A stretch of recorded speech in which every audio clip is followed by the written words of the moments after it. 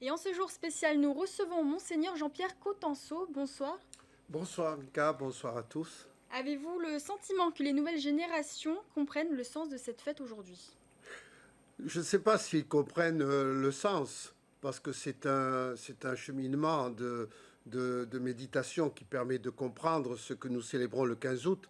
Mais je pense que dès qu'il s'agit d'espérance, quand il s'agit de vie éternelle, quand il s'agit de voir un objectif dans sa vie, je crois que les jeunes accrochent, parce que la difficulté pour eux, c'est de savoir vers où ils vont et quel est le terme de leur parcours sur la terre. Et en ce 15 août, Marie nous donne justement une piste en nous montrant le chemin, puisqu'elle a été élevée au ciel. Ça veut dire que la vie continue après la mort. Ça veut dire qu'il y a quelque chose de l'autre côté. Ça veut dire aussi que la relation qui unit Marie à son fils et qui unit Marie aux hommes est tellement forte qu'elle nous montre le chemin sur ce qui va nous arriver à nous, puisque nous sommes appelés aussi à rejoindre le Christ après notre mort. Ça continue de l'autre côté. Et selon vous, comment attirer les jeunes dans la religion aujourd'hui? Comment? Comment attirer les jeunes dans la religion aujourd'hui? Je crois que l'important, c'est de leur montrer quels sont les enjeux. Qu'est-ce qu'il y a derrière? Un appel à bien comprendre quel est le sens de l'existence. Quel est le plan que Dieu a sur l'humanité? Quel est le plan que Dieu a sur les jeunes? Qu'est-ce qu'il demande pour eux? Pourquoi il les a mis sur la terre? Je pense que c'est une question importante. Comment arriver à accomplir le plan que Dieu a prévu afin que nous puissions trouver un chemin qui nous permet de nous réaliser, qui permet aux jeunes de se réaliser, de grandir et de s'épanouir. Et comme on l'a vu dans ces rassemblements, c'est aussi l'occasion de faire de la prévention. Il a été question de la haïs ce matin. Comment l'Église peut-elle permettre de lutter contre cette drogue? Bien, je pense que le problème, que ce soit pour l'ice ou pour les autres drogues, c'est de savoir pourquoi les jeunes ont recours à ces pratiques. Et souvent, s'il y a un recours à ces pratiques, c'est parce qu'il y a un vide, il y a quelque chose qui manque dans leur vie et qu'ils ne trouvent pas forcément là où ils devraient le trouver. Et donc, ils vont chercher dans ces drogues, ils vont chercher quelque chose qui va remplir une sorte de vide qui a à l'intérieur d'eux-mêmes, un vide de sens, un vide de savoir, mais pourquoi, qu'est-ce qu'on fait là, pourquoi on va à l'école, pourquoi on va Et est-ce travailler. que l'Église peut combler ce vide justement? Ben justement, c'est là que prend tout son sens l'annonce de Jésus-Christ. Qu'est-ce que le Christ nous propose comme chemin de vie, comme chemin de bonheur? Et souvent, le chemin que propose le Christ n'est pas tellement celui de la société. Hein, c'est un chemin qui invite à l'humanité, qui invite au respect de la vie, au respect de l'autre, qui invite au don de soi, qui nous dit que aimer, c'est donner. Aimer, c'est pas prendre. Souvent, pour nous, aimer, quand on aime quelque chose, qu'est-ce qu'on fait? On prend, on met la main dessus. Hein.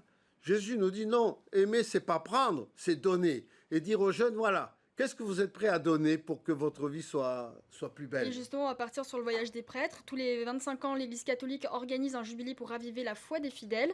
Et donc, un voyage d'hommes de l'Église est prévu le mois prochain à Rome. Que vont-ils faire là-bas pendant ce séjour? Bien d'abord, nous allons vivre une expérience ensemble. Et mon projet, quand j'ai proposé d'aller à Rome avec les... Il y aura 14 prêtres, un diacre et puis un prêtre qui viendra des Marquises, c'est de vivre ensemble une expérience forte, où on la vit ensemble. Ensuite, c'est d'aller à Rome et de rejoindre et pour faire une expérience d'universalité de l'Église. Ne pas rester enfermé entre l'océan qui nous entoure, savoir vivre notre foi en communion avec ceux qui viennent du monde entier. Ça, c'est une expérience importante pour nous permettre de ne pas nous enfermer dans notre île de Tahiti. Et ensuite, de vivre cette démarche jubilaire qui nous invite à nous remettre en vérité devant le Seigneur, d'accueillir son pardon, de célébrer sa louange et de passer cette porte sainte qui est au Vatican et qui est le signe de notre désir de passer. C'est le thème du passage qui nous invite à avancer sans cesse sur le chemin de l'Évangile et dans notre pratique. On va partir maintenant du côté du sujet de la fin de vie. Le 8 août dernier, le CESEC a rendu un avis défavorable à la loi votée à l'Assemblée nationale sur l'aide à mourir. La religion a pesé sur ce choix. Pourquoi l'Église est-elle contre cette aide à mourir?